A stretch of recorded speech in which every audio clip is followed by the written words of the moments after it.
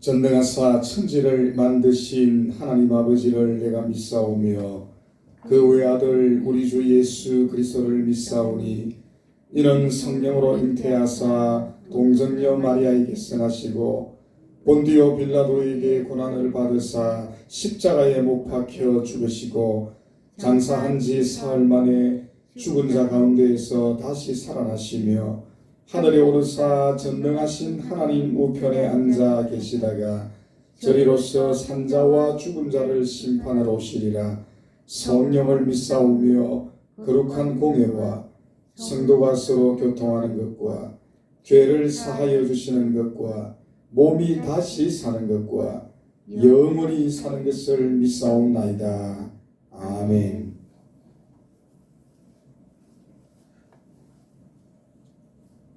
찬송가 90장 함께 드리겠습니다.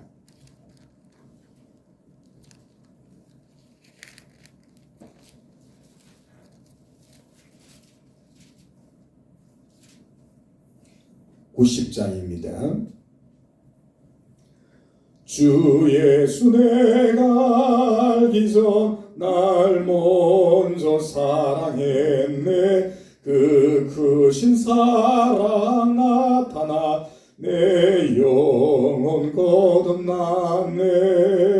주 내 맘에 늘 계시고 나 주의 안에 있어 저 포도 비유 같으니 참 좋은 나의 친구. 내 친구 되신 예수님 날 구원하시려고 그 귀한 몸을 버리사 내 죄를 대속했네. 나 주님을 늘 믿으며 그 손을 의지하고 내 몸과 마음을 바쳐서 끝까지 충성하리. 내 진실하신 친구여 그 은혜 내려주사 날 항상 보호하시고 내 방패 되옵소서. 그 풍성한 참 사랑을 니는 이끈을 쏘냐. 날 구원하신 예수는 참 좋은 나의 친구. 하나님 아버지, 그렇습니다. 이 세상 그 무엇보다 또 그 어떤 것보다도 우리 예수님은 가장 소중한 우리의 친구가 되시고 또 우리의 필요를 채우시는 분이심을 우리가 누구보다도 잘 압니다. 그러므로 이 새벽도 그 주님 앞에 우리의 필요를 구하고 또 아뢰고 또 그분의 말씀을 우리가 경청하여 듣기 위해 이 피곤한 새벽 또 단잠을 깨워 우리가 주님 앞에 나왔습니다. 나를 사랑하시며 또 나를 지키시고 인도하시는 하나님, 오늘도 그 사랑 안에 우리가 거하기를 원하고 또 그분의 지혜의 음성을 우리가 듣고 가슴에 새겨 믿음 안에서 또한 우리가 승리하기를 원하오니 이 시간도 잠언서의 귀한 말씀을 우리에게 허락해 주시기를 또한 간절히 기도합니다. 더 나아가서 1년의 시간들을 우리가 거의 다 보내고 남은 12월에 또 한 달도 우리가 20여일밖에 우리가 남지 않았습니다. 적어도 남겨진 시간만큼은 우리가 분발하며 최선을 다하고 주님과 동행하고 하나님의 뜻을 우리가 받드는 복된 시간들이 될 수 있도록 인도하시고 그렇게 믿음으로 남은 한 해를 잘 마무리할 뿐만 아니라 지금부터 차분히 새로운 한 해를 또한 기획하며 우리가 준비해 나가는 하나님의 슬기로운 청지기들이 또한 다 되어질 수 있도록 인도해 주시기를 간절히 기도합니다. 지나온 한 해의 삶들 속에서도 오늘까지 주님이 도우시고 인도하여 여기까지 이르렀음도 감사하게 하시고 또 감사함으로 우리 남은 시간들을 또한 보내어서 하나님께 영광이 되어질 수 있는 복된 우리 남겨진 시간들이 될 수 있도록 하나님께서 또한 축복하여 주시옵소서. 환절기 독감이 유행하고 있고 또 7차 우리 코로나가 대유행하는 상황 속에 우리가 살아갑니다마는 위축되거나 또 어려운 삶이 아니라 어떤 형편과 상황 속에서도 명랑하고 즐거운 믿음 생활이 될 수 있도록 우리 주님께서 도와주시고 또 어떤 형편과 상황 속에서도 감사를 잊지 않고 잃지 않는 우리 모든 그리스도인들이 되어질 수 있도록 하나님께서 함께하여 주시옵소서. 예수님 이름으로 기도합니다. 아멘.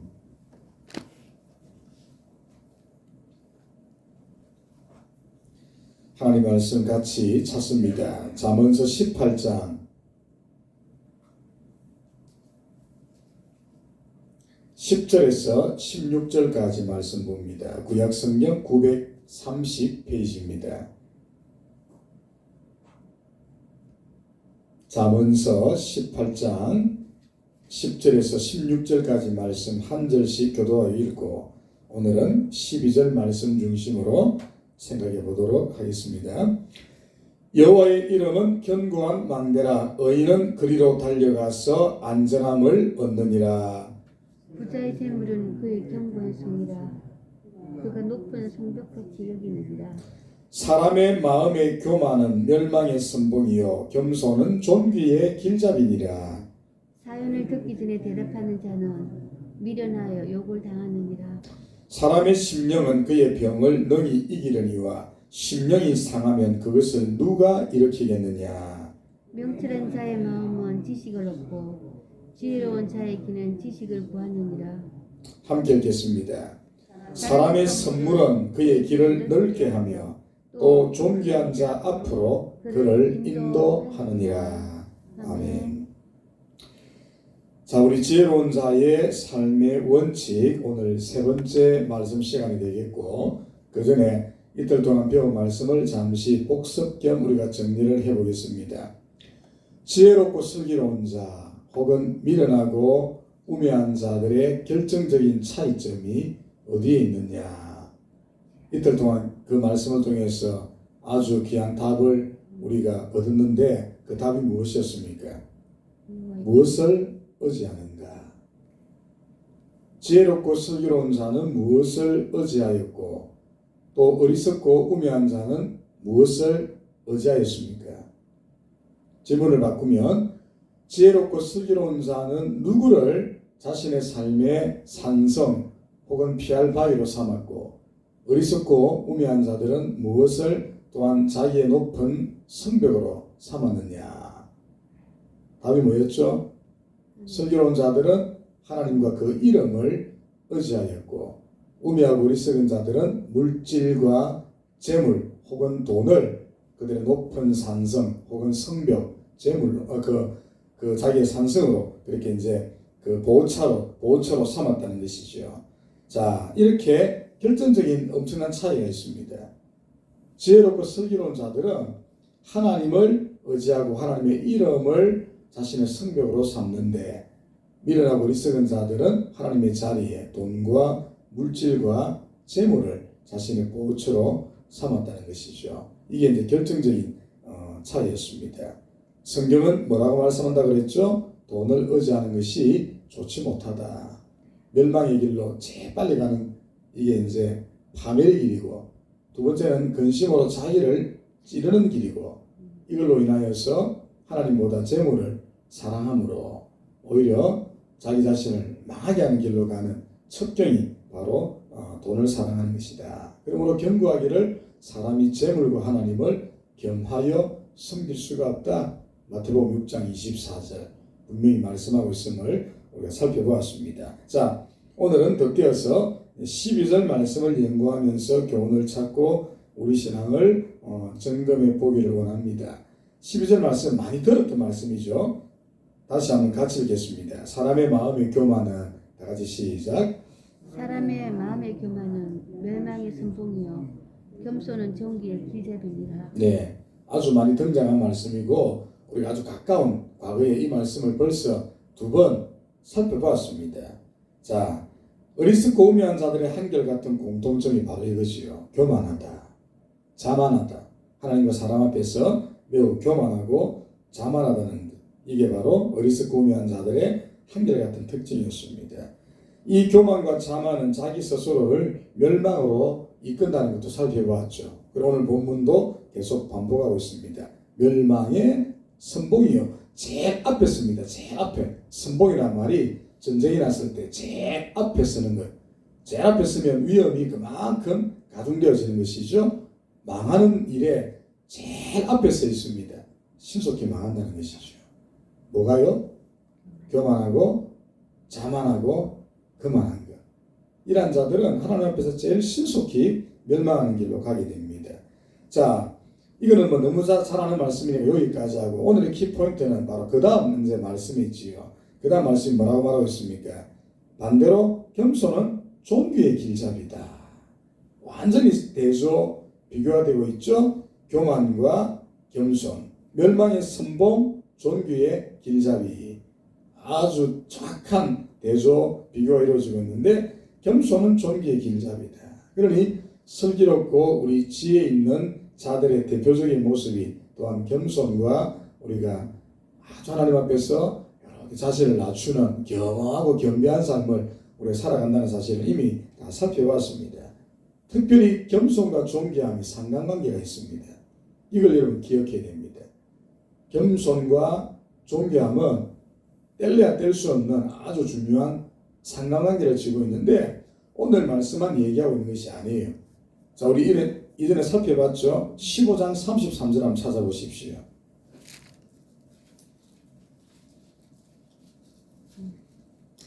잠언서 15장 33절 이미 한번 살펴봤습니다. 자, 같이 읽겠습니다. 여호와를 경외하는 것은 시작.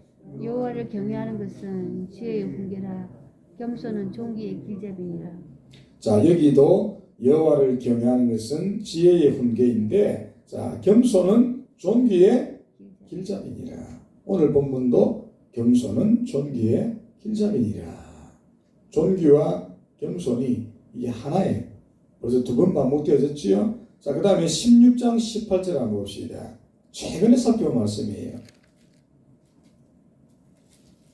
반대의 말씀이 또 나타나고 있죠. 오늘 본문의 말씀과 똑같습니다. 교만은 같이 읽겠습니다. 시작.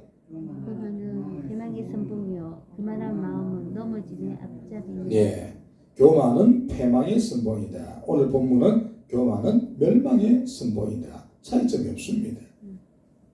자, 근데 이제 우리가 오늘 제가 좀 색다른 말씀을 좀 드리고자 합니다. 이 후자의 말씀이 중요하다 그랬는데 겸손하다는 것. 우리 사람이 교만하지 않고 겸손하다는 것은 여러분 3가지를 인정한다는 것입니다. 이걸 아는 사람은 겸손할 수밖에 없어요. 여러분 자신과 한번 비교해 보기를 바랍니다.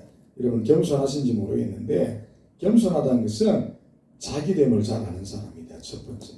내가 누구인가를 잘 아는 사람은 겸손할 수가 없어요. 그러면 내가 누구인가라고 하는 것은 또 무슨 말이냐니까 하나님 앞에서 내가 죄인이라는 사실. 구원받을 수 없는 죄인이라고 하는 사실. 그리고 아무런 공로나 자격이 없다는 것을 아는 사람은 겸손하지 않을 수가 없지요. 교만할 수가 없습니다. 이걸 아는 사람. 자기를 아는 사람이에요. 하나님 앞에 내가 죄인이고 나는 아무짝에 쓸모없는 아무 공로 없는 의의가 없는 사람이다. 이걸 안다면 겸손할 수밖에 없어요. 반대로 사람이 교만하고 자만하고 거만한 사람, 자기를 모르는 사람입니다. 이걸 꼭 기억할 수 있길 바랍니다. 자기를 아는 사람은 겸손할 수밖에 없다. 내세울 것이 없다는 것을 알기 때문에. 2번째는 더 중요한 이유가 있습니다. 겸손하다는 것은 하나님을 아는 사람들입니다. 2번째. 첫 번째는 나를 아는 사람. 2번째는 하나님을 아는 사람은 겸손할 수밖에 없어요. 특별히 하나님의 어떤 성품? 창조주요, 주권자요, 승리자가 하나님이라는 사실. 나를 지으신 이가 하나님입니다. 주님 보면 겸손할 수밖에 없지요. 나를 구속하시고 오늘 나를 인도하시는 분도 하나님이라는 사실을 안다면 그 사람은 겸손할 수밖에 없습니다. 이걸 모르니까 교만하고 날뛰고 나대는 것이죠.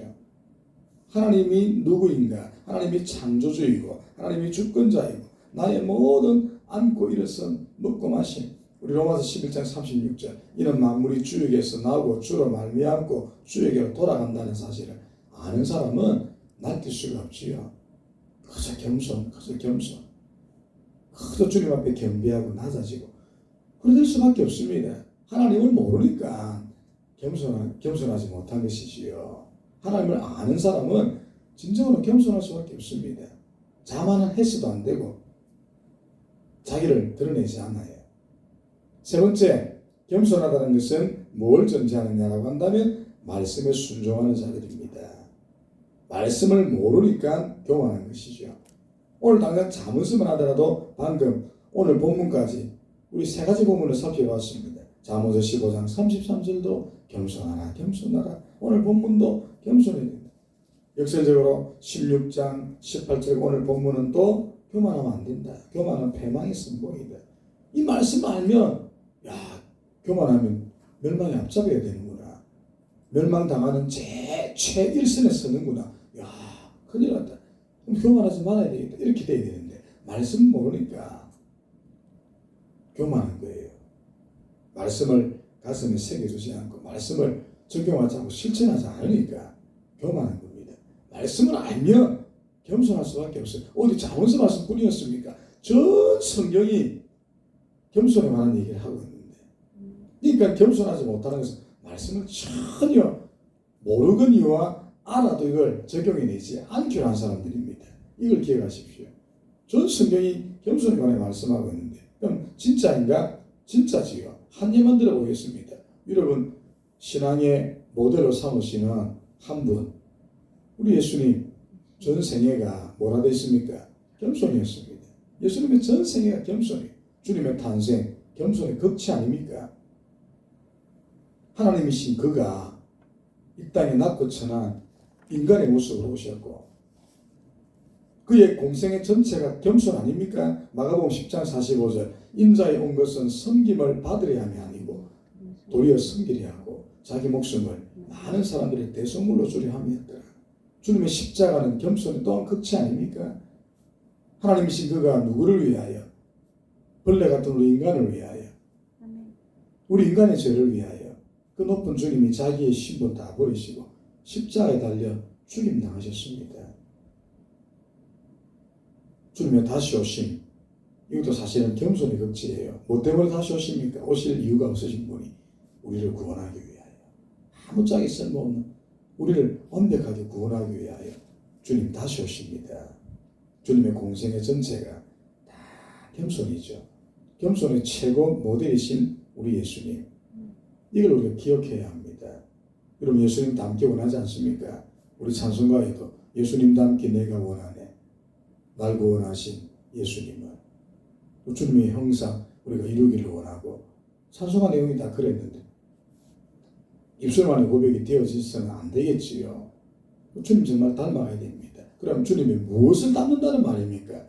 한마디로 말하면 주님의 겸손. 자, 우리 오늘은 성경 한번 찾아봅시다. 빌립보서 2장 1절에서 11절까지 본문이 길지만 예수님의 겸손을 가장 잘 표현하고 있는 대표적인 말씀이기 때문에 신약성경 빌립보서 2장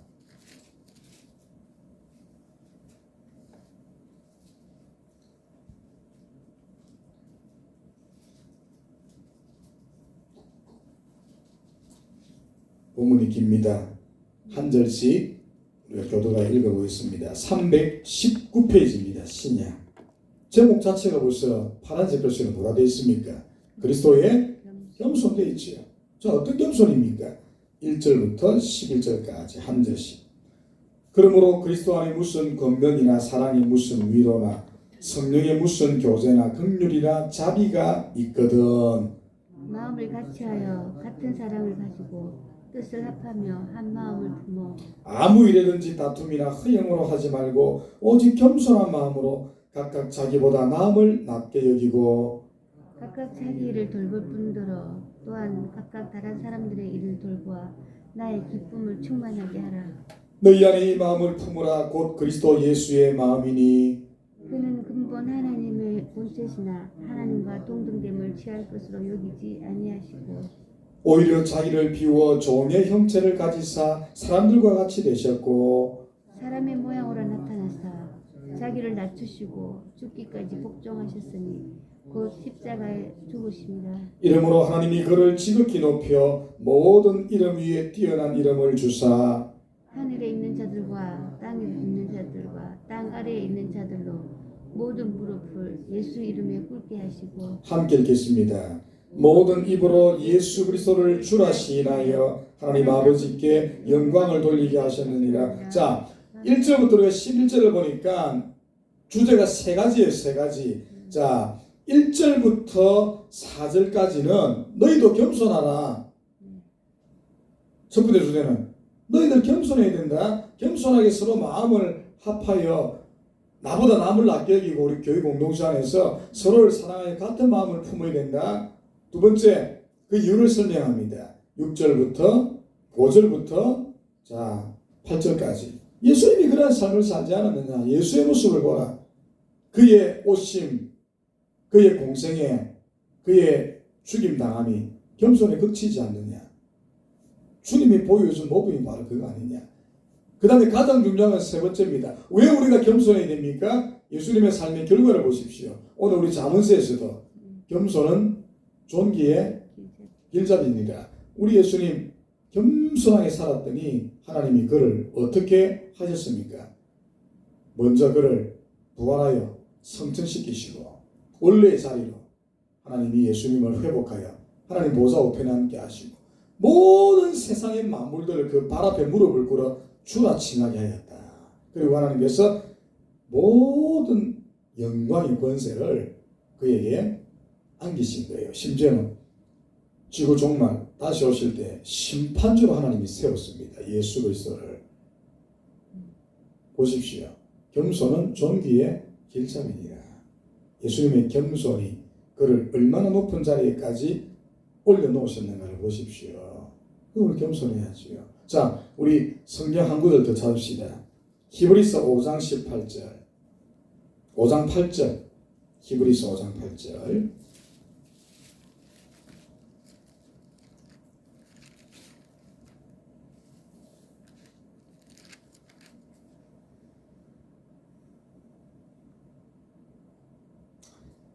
신약성경 357페이지 히브리서 5장 8절부터 우리 10절까지 봅시다. 그가 아들이시면서도 다 같이 시작.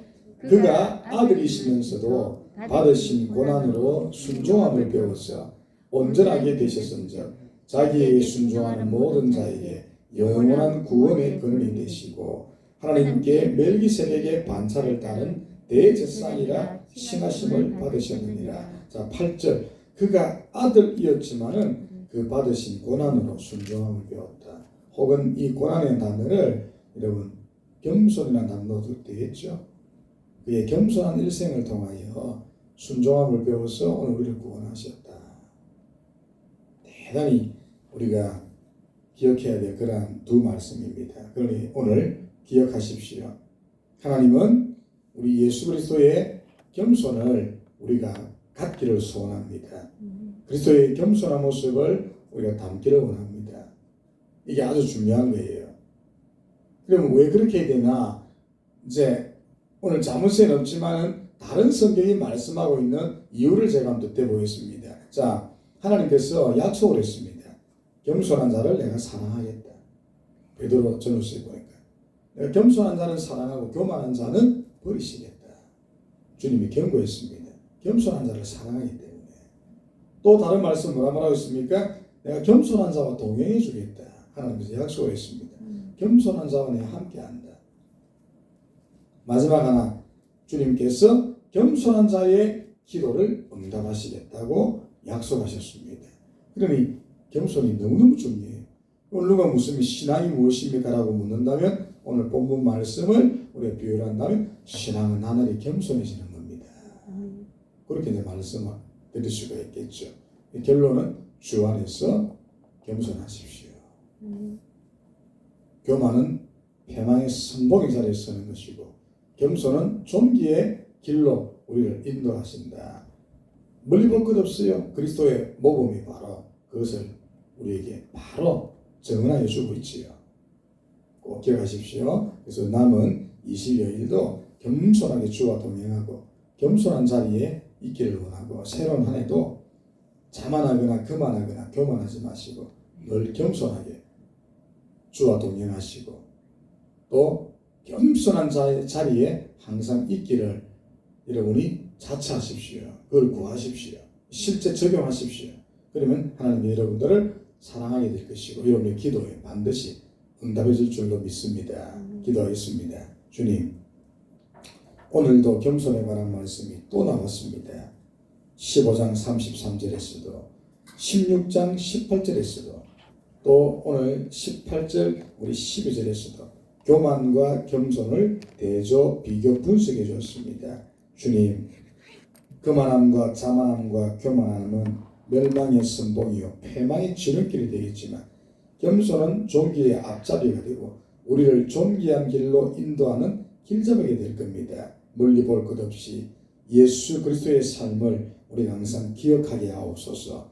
빌립보서 2장 1절에서 11절은 우리가 왜 겸손해야 되는지를 예수님의 삶을 통해서 분명히 증언하고 있습니다. 그리고 우리 예수님이 겸손을 통하여 하나님 앞에서 어마어마한 복된 복을 받았던 것처럼 오늘 우리도 그런 복을 받게 하옵소서.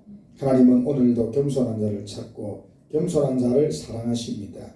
하나님은 겸손한 자와 동행하기를 기뻐하시고 하나님은 겸손한 자의 기도에 즉각적으로 응답하시는 것입니다. 우리도 주 안에서 겸손하게 하옵소서. 지나간 시간들이 어쩔 수 없지만 남은 한 해에 20여일을 겸손하게 마음의 허리를 동이고 주와 동행하게 하시고 하나님께서 우리를 사랑하사 새로운 한 해를 허락하신다면 더욱더 겸손하게 하옵소서. 신앙은 겸손해지는 과정입니다. 이 사실을 잊지 않게 하시고 우리에게도 주님을 닮은 진정한 겸손이 있어서 겸손으로 하나님께 영광을 돌리게 하옵소서. 우리 사랑하는 교우들 이 환절기 또 다시 코로나가 재유행하는 또 독감이 유행하는 이 겨울철이지만 영육간에 건강하게 하시고 우리에게 짐지어진 십자가를 또한 잘 지며 또 하나님 앞에 주신 은사와 달란트와 재능을 잘 활용하여 부디 하나님을 기쁘시게 하는 복된 하루와 이 대림절에 또한 한 주가 되어지게 하시고 오신 예수님 기쁨으로 준비하고 다시 오실 예수님 두려움으로 우리가 맞을 수 있는 대림절의 진정한 목적을 이루어가는 복된 이 절기를 보내는 우리 모든 교우들이 되어지게 하옵소서. 예수님 이름으로 기도합니다. 아멘. 하늘에 계신 우리 아버지여 이름이 거룩히 여김을 받으시오며 나라가 임하옵시며 뜻이 하늘에서 이루어진 것 같이 땅에서도 이루어지이다. 오늘 우리에게 일용할 양식을 주옵시고 우리가 우리에게 죄 지은 자를 사하여 준 것 같이 우리 죄를 사하여 주옵시고 우리를 시험에 들게 하지 마옵시고 다만 악에서 구하옵소서. 대개 나라와 번세와 영광이 아버지께 영원히 싸움나이다. 아멘.